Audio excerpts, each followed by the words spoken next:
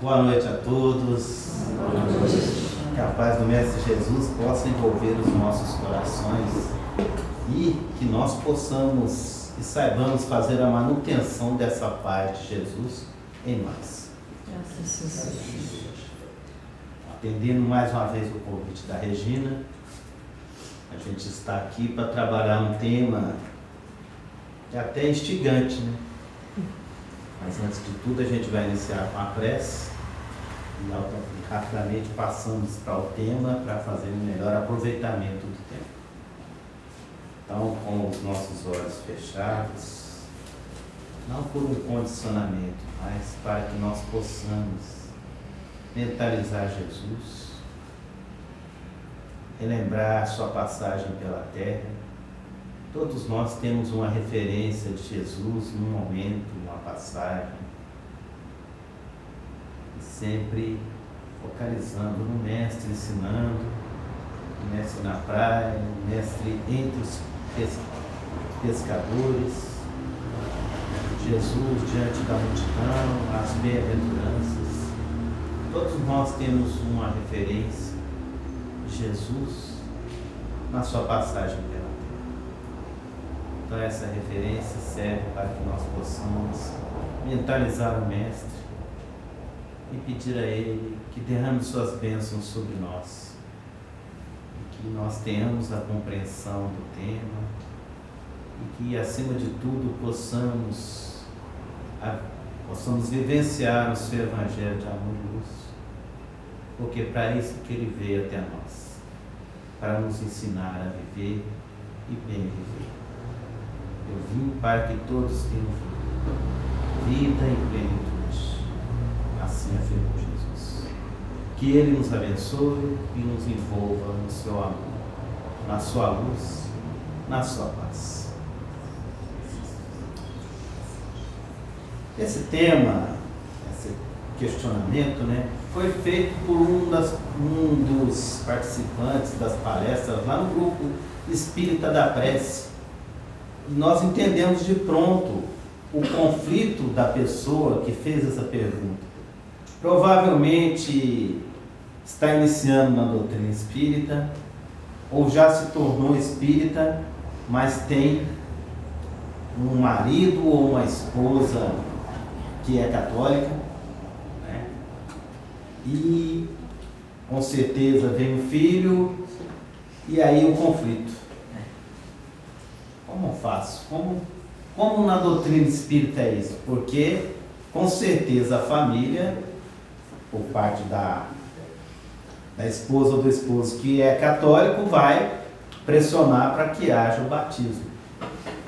E a pessoa no conflito vai ficar dividida por não ter muita informação. De fato, a gente não tem muita informação na doutrina espírita sobre o batismo, porque nós temos a informação de outras vias.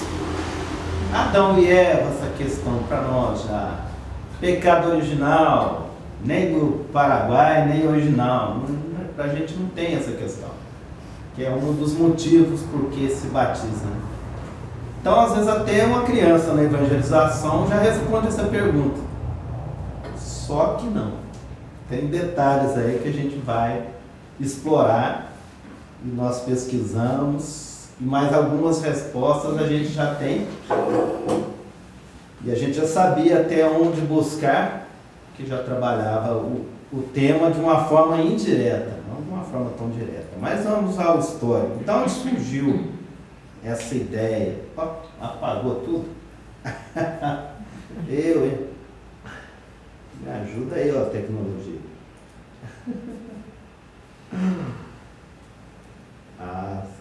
Vamos lá, tá aqui. Da onde surgiu essa prática, esse ritual, Que por incrível que pareça, gente, esse é um opúsculo. Um opúsculo é um livreto pequeno, 19 páginas, um autor muito conceituado, quando encarnado ainda, o Caibar Chuta.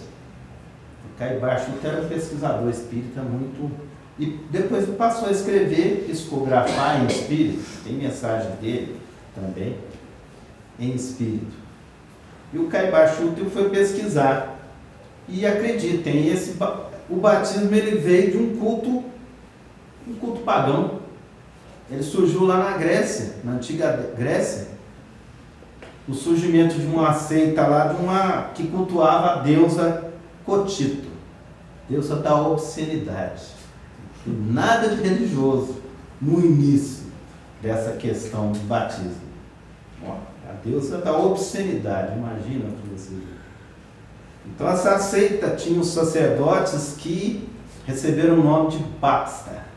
Interessante, né? A gente já liga lá na frente. E era uma cerimônia que eles se banhavam em águas perfumadas, visando a purificação do espírito. Purifica o espírito, eu não sei, mas vai ficar bem cheirosinho, né? Tomando um banho em água perfumada, pelo menos vai ficar cheirosinho. Mas purificar a alma, o espírito, daí não tem, acho que não tem como não. Mas vai ficar cheirosinho. Olá, a gente vê batismo no Antigo Testamento, só ir lá em Levíticos 16, 4. Uma breve citação. No Antigo Testamento a gente pesquisou e não achou mais referências sobre batismo lá não.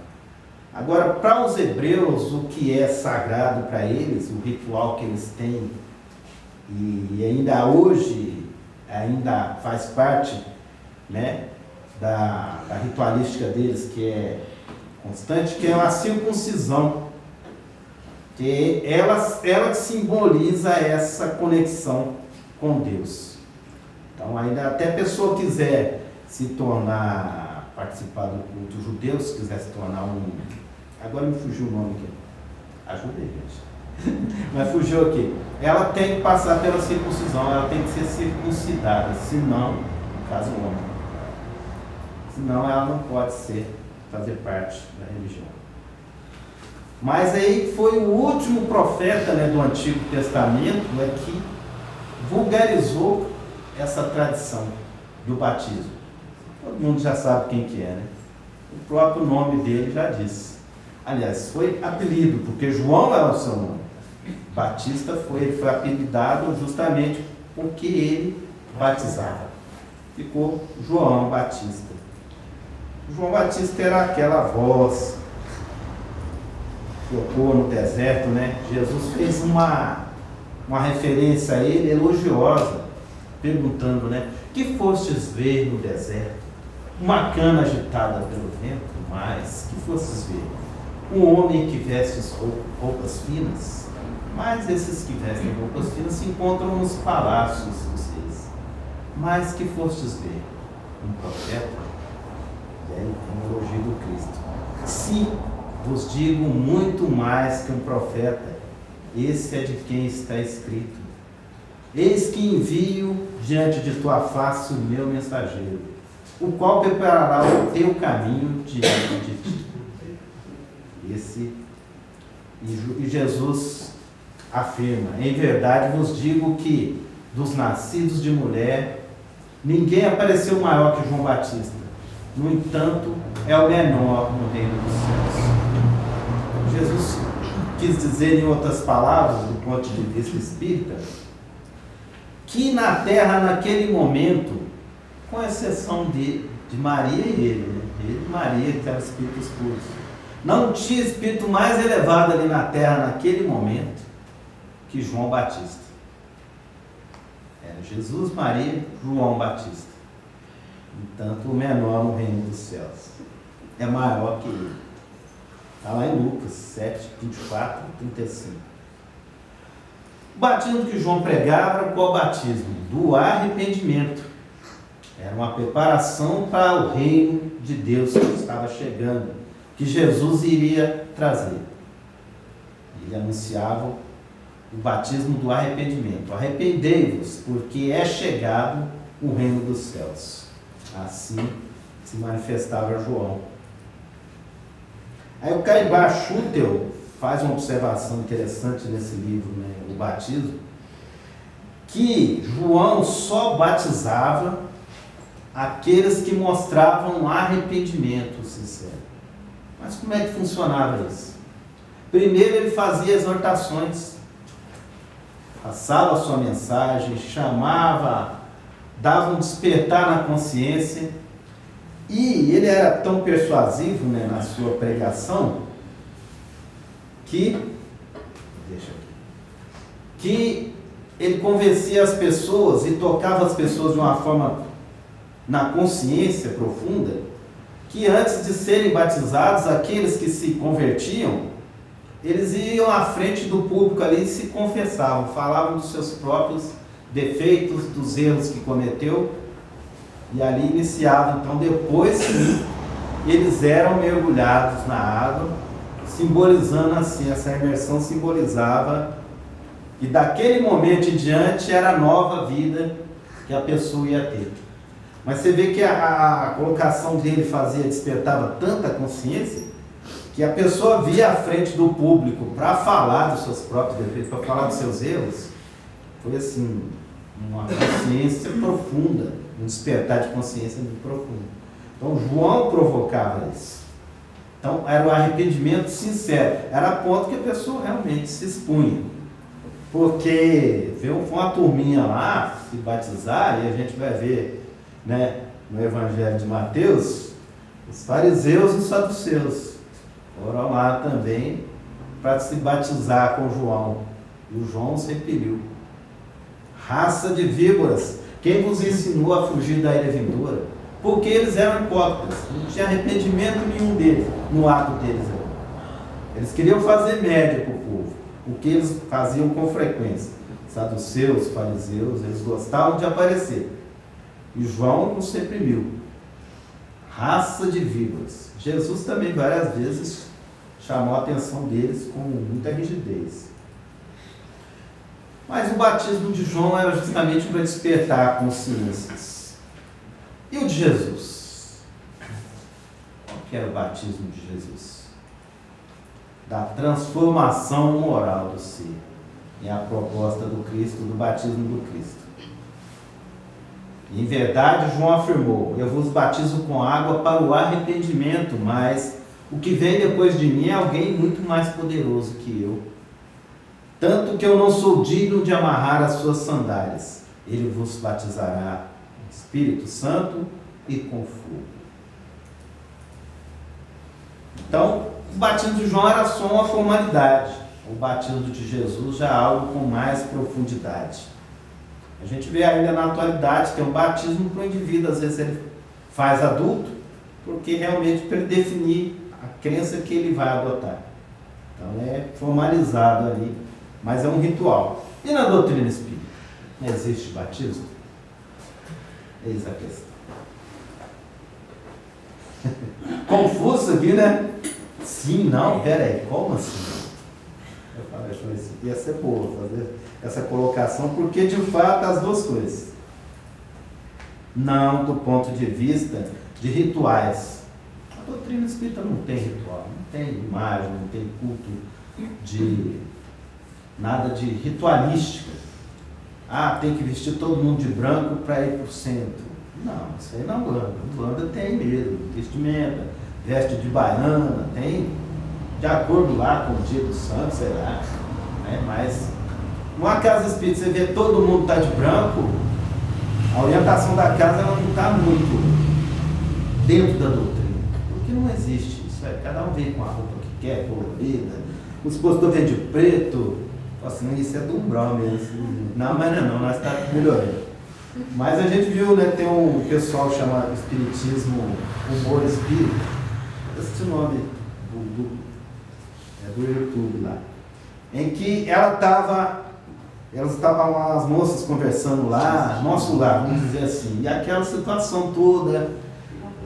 E havia uma palestrante do plano superior, e elas conversando, porque a mentora vai vir e tal e tal. E falando dessa questão, né, porque os espíritos iluminados estão tudo de branquinho e tal. E na hora da palestra, quem é a mentora está de preto. Justamente para quebrar essa questão de não existe isso. A pessoa vai se vestir conforme aquilo que lhe agrada. Não tem essa ritualística na doutrina. E sim, de um aspecto outro, do ponto de vista interpretativo, sim, e com base no Evangelho de Jesus. Que independente da religião, né? Com base no Evangelho e no conhecimento da doutrina, existem 3 batismos: o da água, o do fogo e do Espírito Santo. Está interessante esse negócio. Como é que é isso? Tem 3 batismos na doutrina espírita? Do ponto de vista do Evangelho, de forma interpretativa, sim. Batismo da água. Qual seria o batismo da água? Jesus disse, né? Em verdade te digo que aquele que não nascer da água e do Espírito não pode entrar no reino dos céus, ou no reino de Deus. João que registrou. O que seria esse batismo da água? Vamos parar um pouco para a gente pensar na genética. Todos nós passamos pelo batismo da água, senão a gente não estava aqui.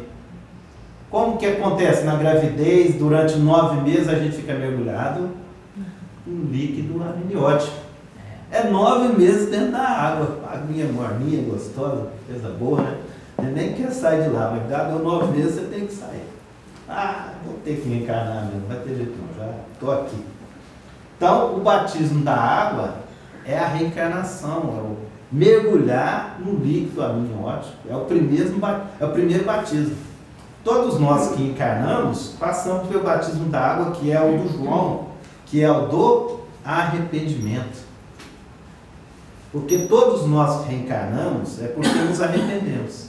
Salvo os casos da reencarnação compulsória, que é aquela que algumas vezes um ente superior, afeto daquele que está atrasado, pede, e há uma intercessão, ou também devido à gravidade dos seus erros, né? Pode ser por expiação, são a reencarnação compulsória, obrigatória.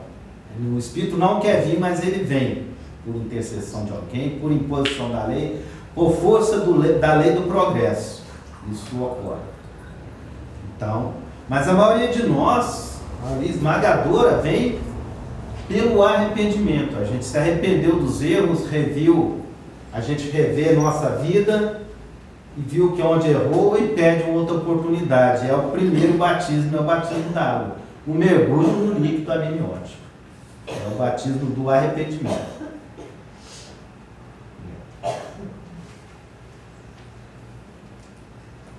O batismo do Espírito Santo. O que seria isso? É a proposta de Jesus, é a purificação da alma, a transformação interior, transformação moral. É santificar o nosso ser. O Emmanuel nos fala, né, numa nota de rodapé do livro Paulo Estevam, que tem essa ideia, Espírito Santo é uma entidade. Não existe tal entidade, Espírito Santo, não existe.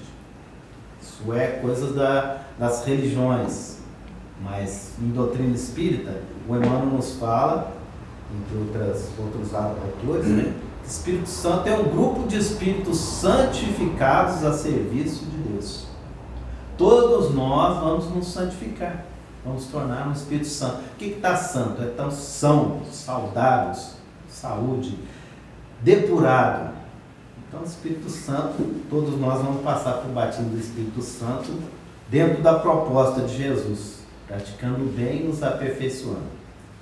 Lá no Livro dos Espíritos, na questão 66, Kardec pergunta como que a alma que não alcançou a perfeição durante a vida corpórea acaba por depurar-se, sofrendo a prova de uma nova existência. É o batismo d'água, o mergulho no líquido amniótico, o primeiro batismo. Todos nós passamos por isso. Por isso que Jesus disse, não te admires quando eu te digo, é preciso nascer de novo. É da lei. A reencarnação é uma lei divina.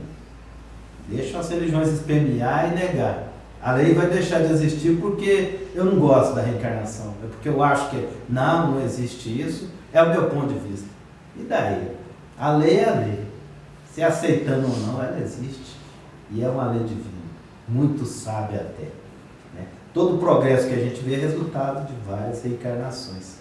Como que uma criança, com 2, 3 anos, fala 3, 4 línguas. A gente vê esses exemplos, às vezes a gente vê muito, né, no YouTube, tocando piano, tocando um Chopin, tocando um bar. Não tem como, gente. Deus privilegiou essa criança. Olha, eu não sei tocar nem nada, nem violão, mas deu esse privilégio para aquela criança, não deu para mim. Por quê? Eu também quero. Eu sou filho também, né? Todos somos filhos de Deus. Por que que tem essa diferença? É a lei da reencarnação, é o progresso já alcançado. O nascer de novo através de reencarnação também nos leva ao batismo de fogo. Cá pra nós, né, gente? A vida não é brincadeira, não. As provas são fogo, né? Nossa, coisa... O que seria esse batismo de fogo? Justamente as provas das expiações. É uma prova de fogo. É de acordo com a nossa... O que a gente está almejando, você busca a prova porque você quer ser aprovado, você quer passar por aquele teste porque você está almejando. Ninguém vai fazer um vestibular para entrar numa universidade do nada, assim, é porque não está... Ela já tem definido alguma coisa. Você é veterinário, você é agrônomo, você é médico. Mesma coisa para o espírito. A gente em espírito, quando desencarnados, a gente vê a vida completamente diferente. A gente olha para cima e olha para trás. Puxa vida, olha meu passado lá. Para eu seguir adiante, eu tenho que reparar esse passado. Então a gente vai escolher provas. As expiações já vão vir mesmo porque é consequência do erro cometido. Mas a expiação você pode fazer ela virar uma prova. Porque como nós sabemos que estamos em expiação? Quando nós estamos reclamando. Se é uma situação que eu vivo reclamando, é meu esposo, minha esposa, é minha família, essa família, eu caí na família errada, eu caí de paraquedas, aquela choradeira tradicional. Onde tem a choradeira, a reclamação, é justamente a expiação. Porque quando a pessoa aceita, procura fazer o melhor, ela tem tolerância, ela tem paciência, é prova. É algo que ela buscou para o seu crescimento. Então ela não reclama, porque intuitivamente nós sabemos que estamos passando por aquilo porque a gente está olhando para frente. A gente está almejando algo. A gente está fazendo vestibular. Vestibular espiritual. Olha, eu quero avançar. Então, mas as provas, elas são realmente o batismo de fogo. Porque ali nós somos testados, experimentados, somos colocados em situações para a gente ver como a gente vai se sair. E às vezes a gente não é bem sucedido, não. A gente pede, retorna de novo, quer passar pelo batismo de fogo. Precisa passar pelas provações. Precisa se superar. Precisamos nos superar. Então, o ensino de Evangelho segundo a doutrina espírita, podemos dizer que sim, na doutrina espírita existem os 3 batismos, que independente da religião ou até a ausência dela, o indivíduo é ateu. Mas ele vai passar por esses 3 batismos, sim. É o batismo da água, através da reencarnação, o mergulho no líquido amniótico. Eu vendo a palestra do Haroldo, né? Naquela calma dele, aquele jeito dele falar, cadenciado. Ele fala assim, o útero é o Rio Jordão, onde todos nós somos batizados, né? O útero é o Rio Jordão para nós. É o batismo que nós passamos, o batismo do arrependimento, o batismo da água. O batismo do fogo são as provas, são as expiações, mais as provas, que a expiação ela é meio que automática mesmo. E do Espírito Santo, a santificação do nosso ser. E ainda do ponto de vista interpretativo, né, a gente pode pegar lá no livro Céu e Inferno, no Código Penal da Vida Futura, 32 artigos, parece. São 32. Falando justamente do Código Penal da Vida Futura. O que nos aguarda no futuro, de acordo com a vida que a gente leva. As possibilidades. E ali nos fala no capítulo 7, né, sobre esses 3 batismos também, que é o arrependimento, que é o primeiro passo para o aperfeiçoamento do Espírito. Ninguém vai adiante sem arrependimento. Segunda-feira agora eu estive lá em Ribeirão e nós estávamos tratando justamente de uma temática que dizia respeito à questão do arrependimento. Nós citamos a história lá do Agenor Penhalva, porque tem um acento, não é Penalva, Penhalva, é espanhol. Justamente um espírito que já estava sendo assistido no Instituto Maria de Nazaré há 32 anos. 32 anos eles estavam pelejando com ele para despertar ele para o arrependimento. E ele mentia, ele dissimulava, até que levaram ele a um processo extremo, regressão de memória, para ele mesmo ver e sentir aquelas coisas erradas que ele fez. E ali você via um espírito endurecido, um espírito recalcitrante no mal, chorar, mas chorar copiosamente, pedindo para interromper a narrativa da sua própria existência passada. Então, tanta coisa errada e de maldosa que ele fez. Então, quando chegou a esse ponto de chorar com sinceridade, de desespero, com profundidade, chegou o arrependimento. Era o primeiro passo para ele ser encaminhado para a reencarnação, porque até Maria, a própria Maria, intercedeu por ele e pediu: usem todos os recursos educativos ao alcance antes de enviá-lo à reencarnação. 32 anos de evangelho, de exposição, de estudo, e ele não se modificou. Mas uma regressão de memória com um técnico especialíssimo lá, esqueci o nome dele agora, fez com que ele revesse o seu passado e despertasse para o arrependimento. Então, a partir dali, as lições iam calar mais fundo nele, e ele viria melhor preparado para a reencarnação, para não reincidir nos mesmos erros. Assim somos nós também. O arrependimento bate de tal maneira, e quando chega aquele momento que você vai passar por aquela aprovação, aquele momento de você realmente se superar, intuitivamente você já sabe que isso aqui dá, mas se eu for por esse caminho, vai dar errado. Porque intuitivamente você sentiu, é uma dor que você sente, é uma coisa que você percebe, esse caminho é de dor, esse caminho é de sofrimento. Aí é sinal que a gente aprendeu, passou a prova. Ele estava na encruzilhada do destino, e chegou que ele sentiu a dor que ele já sentiu antes, porque ele já trilhou aquele caminho. Aqui só tem espinho, pedra, sofrimento, dor. Essa porta aqui é estreita, é mais apertada, cobra de mim uma série de comportamentos, de educação mental, emocional. Mas aqui o sofrimento não é um sofrimento, é um aprendizado. Aqui é só dor mesmo. Então, nesse mais encruzilhada da vida, em que o arrependimento calou profundamente no ser, o indivíduo vai e caminha para a prova de fogo. Ele passa a expiação, faz da expiação, que é consequência das suas atitudes, uma prova. E ele faz então um aprendizado. Não mais é sofrer por sofrer e não ter consequência de crescimento espiritual. Porque às vezes a expiação é pagar a sua conta mesmo. Ela pode ensinar no sofrimento que esse caminho não compensa. Você já sabe, criancinha que está pondo o dedo na tomada, ó, não põe o dedo aí, filho, dá choque, dá choque. Ele quer saber o que é choque, ele põe o dedo lá. Nunca mais põe. Isso é quente, não põe a mão. Uma hora descuida que foi lá, pôs a mão. Não põe mais. A gente passou por isso. Nós fomos crianças sapeca e às vezes a gente não prestou atenção no que a mãe falou e aprendeu na dor. E assim também somos nós em espírito. Chega um momento que a gente não quer sofrer mais não. A gente vai e pega o caminho da prova para crescimento, é o aprendizado. Mas são precisos, depois do arrependimento, a expiação, sofrer aquilo que a gente fez sofrer. Já viu quando a gente está sofrendo, passando uma doença, algum problema, não quer esse meu pior inimigo? Aprendeu, agora você aprendeu. Agora a gente aprendeu. Quando a gente chega nesse ponto de não querer que outra pessoa passe por aquele sofrimento, é porque a gente aprendeu de fato. A gente aprendeu com a dor. E a reparação é o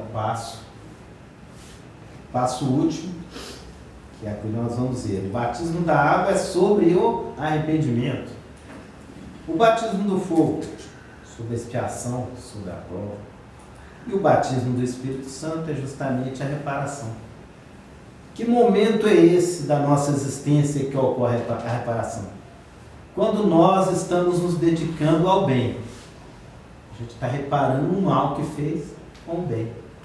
E o bem que a gente faz em algum lugar, fala nos Emmanuel, é advogado nosso em qualquer lugar. Coisa boa, né? Você tem um contraponto, olha, a pessoa, nossa, mas muito ruim na vida passada. Mas agora está fazendo bem, está fazendo todo o bem que está ao alcance de ser feito. Então é um atenuante e é uma reparação do mal que praticou. Então vê como que tem correlação também esses três batismos. O batismo da água é sobre arrependimento. O batismo do fogo, expiação, prova. E o batismo do Espírito Santo é a reparação. É o momento em que nós abraçamos o bem com firme decisão de seguir por esse caminho. E é o caminho de santificação do nosso ser. O arrependimento ele pode ocorrer em qualquer momento, em qualquer lugar. Mas quanto mais demorar para se arrepender, mais tempo sofre. Isso os espíritos são categóricos, né? A gente vê no livro Céu e Inferno exemplos lá, né?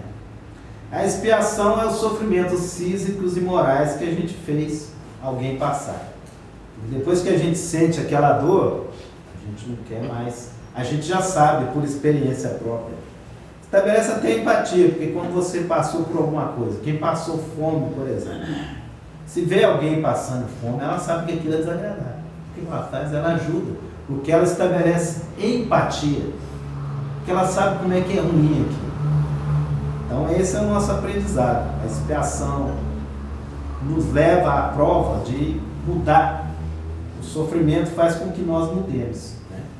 E essa é a finalidade realmente da expiação. Eles despencaram de uma altura para compensar e passar por mesmo sofrimento que eles fizeram passar o irmão, por motivo de ganância, por motivo de querer a herança. Então eles resgataram e puderam seguir adiante plano superior. Então a gente só segue adiante solvendo o débito do passado. E a reparação consiste em fazer aquele que fez mal fazer o bem, todo o bem que tiver alcance. Mas se aquele que foi nossa vítima se elevou, não vai acontecer de nós estarmos com ele para reparar o mal com ele. Mas vão ter situações semelhantes ou espíritos em condições semelhantes para a gente poder fazer o bem. Então as situações vão mudar, talvez os personagens não sejam os mesmos. O personagem do débito ou absolver e do bem a fazer somos nós. Mas a pessoa que vai estar envolvida é alguém em uma situação parecida da onde a gente teve a queda, da onde a gente se perdeu no caminho do destino. E a gente vai conviver e passar junto com aquela pessoa e ter a oportunidade de fazer todo o bem que tiver ao nosso alcance a ela. Então isso consiste em reparação, fazer todo o bem que estiver ao nosso alcance. Então arrependimento, expiação e reparação são também, dentro desse processo de interpretação, os três batismos, da água, do fogo e do Espírito santificado. Então existe batismo na doutrina espírita? Do ponto de vista do ritual, não. Mas do ponto filosófico e interpretativo, à luz do Evangelho de Jesus e da doutrina espírita, sim. Todos nós vamos nos santificar. Todos nós vamos ser espíritos santificados. Não espíritos santos, mas santificado, porque tal entidade, Espírito Santo, não existe na espiritualidade. Existem espíritos que se santificaram e passaram por experiências tal qual nós. Passaram pelos três batismos, da água, do fogo, e santificaram o seu espírito. É da lei de Deus, é da lei do progresso. Que Jesus nos abençoe a todos. Aqui eu vou deixar as referências. Porque se alguém tiver alguma dúvida ou quiser conferir, tá aí. A referência da tema. Vamos então para a nossa prece, para passar logo em seguida aos passos e seguir os trabalhos da casa. Jesus, nosso Mestre amado, nesse momento então em que nós refletimos sobre as nossas necessidades de passar por essas situações que iniciou lá com João Batista, nos convidando ao arrependimento, para que pudéssemos alcançar o reino de Deus. Hoje estamos, Senhor, na atual existência, com desejo sincero de construir esse reino dos céus dentro de nós. Porque o reino dos céus não está aqui, ali ou acolá, ele está dentro de nós. A partir do momento que nós nos decidimos pelo bem fazer, pela melhoria moral, pelo aperfeiçoamento de nosso ser. Vamos encontrar esse reino dentro de nós mesmos, na harmonia, na paz, na boa convivência. Por isso, Senhor, abençoa o nosso desejo sincero de crescimento espiritual e concede-nos a tua paz. Que assim seja. Que assim seja.